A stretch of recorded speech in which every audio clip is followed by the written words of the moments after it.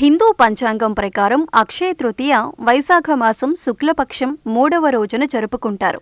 ఈసారి అక్షయ తృతీయ పండుగ ఏప్రిల్ 30న జరుపుకోనున్నారు. ఈ రోజు ఎటువంటి శుభకార్యాలను చేయాలనుకున్నా శుభ సమయం కోసం చూడాల్సిన అవసరం లేదని ఈ రోజున సర్వార్థ సిద్ధి దినంగా పరిగణిస్తారు. అంటే ఈ రోజున చేసే పనులన్నీ విజయవంతమవుతాయి, శుభ ఫలితాలనిస్తాయి. ఈ రోజున ముఖ్యంగా సూర్యుడిని, లక్ష్మీదేవిని, విష్ణువును పూజిస్తారు. ఇది జీవితంలో సానుకూలత, శ్రేయస్సును తెస్తుంది.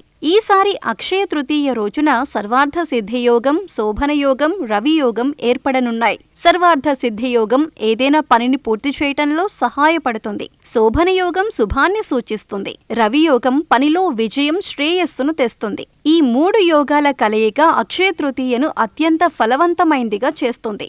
అక్షయ తృతీయ రోజున కొన్ని ప్రత్యేక పరిహారాలు చేయటం ద్వారా ఒక వ్యక్తి లక్ష్మీదేవి ఆశీస్సులు పొందుతాడని నమ్ముతారు. అక్షయ తృతీయ రోజున లక్ష్మీదేవిని పూజించటం చాలా ముఖ్యం. కనుక ఈ రోజున లక్ష్మీదేవితో పాటు సంపదకు అధిపతి అయిన కుబేరుణ్ణి ప్రత్యేక నియమనిష్టలతో పూజించాలి. ఇలా చేయటం వల్ల ఆ వ్యక్తి ఆర్థిక పరిస్థితి బలపడుతుందని నమ్ముతారు. అక్షయ తృతీయ రోజున సూర్యోదయం సమయంలో రాగి పాత్రలో నీరు నింపండి. ఆ తర్వాత సూర్య భగవానుడికి ఆర్ఘ్యం సమర్పించండి.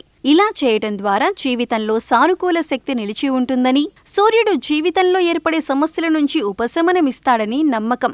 ఈ రోజున ఇంటి ప్రధాన ద్వారం, డబ్బులు పెట్టే లాకర్, పూజ గది, వంటగది, తులసి మొక్క దగ్గర ఖచ్చితంగా దీపం వెలిగించండి. ఇలా చేయటం వలన లక్ష్మీదేవి ఆశీస్సులు లభిస్తాయని, ఇంట్లో ఆర్థిక ఇబ్బందులు తీరతాయని నమ్మకం. అక్షయ తృతీయ రోజున చేసే దాన ధర్మాలకు ప్రత్యేక ప్రాముఖ్యత ఉంది. ఈ రోజున బెల్లం, బియ్యం, బంగారం, నెయ్యి, నీరు, వస్త్రాలను దానం చేయండి.